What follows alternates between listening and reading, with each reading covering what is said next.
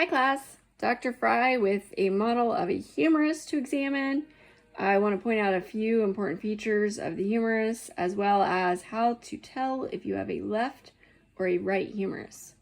Okay, for starters, we're going to examine the proximal end, which is the portion with this nice rounded head. Okay, that's going to articulate with the glenoid cavity of the scapula, forming the shoulder joint. Okay, so that creates the shoulder joint, and it is the rounded head. Okay, below the head, we have, actually there are two necks, so two narrowed portions that are named on the humerus. The anatomical neck, which is just below the head, and then the surgical neck, which is the narrowing right where my fingers are here. Okay, so anatomical neck and surgical neck. And then you can see that there are two other bumps, okay, here and here on the humerus, on the proximal end. Okay, those are called the greater and the lesser tubercles. Okay, so greater is a little bit more superior. It's also located just opposite the head, okay, on the lateral side, and the lesser is a little bit more inferior, more medially located.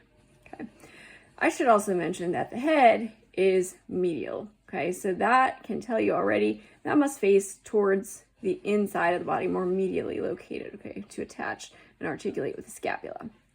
Okay, furthermore, we want to look down the length of the humerus at the distal end. Okay, and on the distal end, we have a number of features. We've got some condyles that are going to help to form the elbow joint, and then we have some important fossae, some important divots. Okay, so for starters, at the elbow, we have an articulation of the humerus with both the radius and the ulna.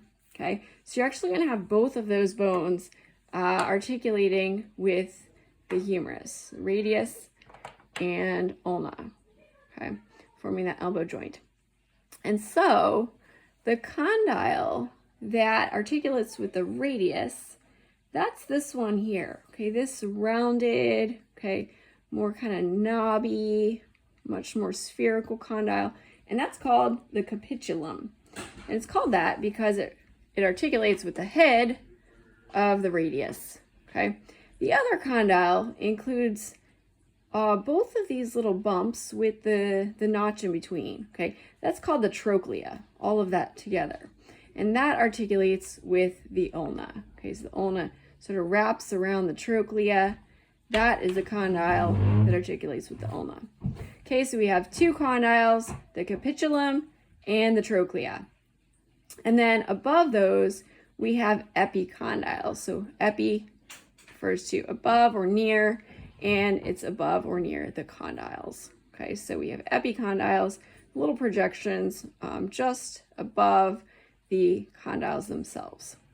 Okay, and then we need to identify some fossae. Okay, so if you look here, there is one noticeable fossa on the posterior of the humerus, and then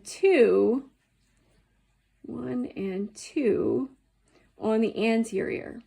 Okay, and so these fossae help to form, at least in part, the elbow joint. Okay, so for example, if we look at how the ulna articulates with the humerus, we can see that these fossae are actually relatively important to receive the projections, the processes off of the ulna, okay, allowing for that hinge at the elbow joint. Okay, so on the posterior, the big, large fossa, you can see the shadow there, is the olecranon fossa. On the anterior, there are two, they're a little bit smaller, 1 and 2, okay, and they are called the coronoid fossa on the medial side. So the one on the medial side is the coronoid fossa, and on the lateral side, it's just called the radial fossa, okay? Medial, coronoid, lateral, radial, okay? And then on the posterior, the olecranon fossa. All right, so those are our major features of the humerus. We also want to be able to tell if we have a left or a right humerus. And in order to do so, we just need to identify that the head is on the proximal and medial side of the humerus. And then I think the easiest way is to identify the posterior of the humerus by that big, large olecranon fossa. So that has to be pointed posteriorly. The head needs to be medial to form the shoulder joint, okay?